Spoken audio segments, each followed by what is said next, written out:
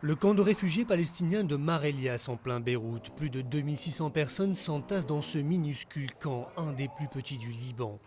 Ruelles étroites et défoncées, appartements minuscules, c'est là que vit Abou Mahmoud. Lui a quitté la Palestine en 1948 avec sa famille.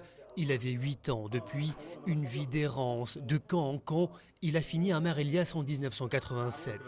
Pour lui, il n'y a d'autre alternative que le retour chez lui à Jaffa dans l'actuel Israël. Aucun Palestinien ne dira qu'il ne veut pas revenir. Si quelqu'un dit qu'un Palestinien ne veut pas revenir en Palestine, c'est qu'il ment. Entre 250 et 400 000 Palestiniens vivent dans les 12 camps du Liban. La plupart sont des descendants des réfugiés qui ont dû quitter la Palestine à la création de l'État d'Israël en 1948. Beaucoup n'ont jamais quitté le Liban. Dans ce pays, leur présence même pose problème. Les Libanais craignent de voir ces réfugiés s'installer définitivement, menaçant l'équilibre précaire de ce petit pays. Résultat, des lois discriminatoires les frappent de plein fouet. Ils ne peuvent acheter de maison, ni exercer certaines professions comme la médecine ou l'expertise comptable, le métier de cette réfugiée. Les parents savent parce que c'est la génération au-dessus.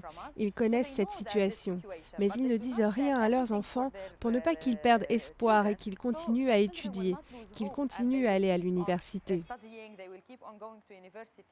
Au Liban, de nombreuses organisations mettent en garde contre une explosion des camps si la situation des réfugiés n'évolue pas. Dans le camp de Mar Elias, le désespoir est aussi haut que la précarité et la pauvreté, et plus personne pour croire au processus de paix, ni les jeunes, ni les représentants politiques. Quand on voit ce qui se passe à Jérusalem et la poursuite de la colonisation, ce sont autant d'obstacles sur le chemin de la paix.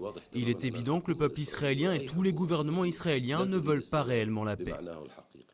L'avenir des réfugiés palestiniens est l'un des points épineux du dossier israélo-palestinien, un dossier sans cesse repoussé avec peu de chances de le voir évoluer à court terme.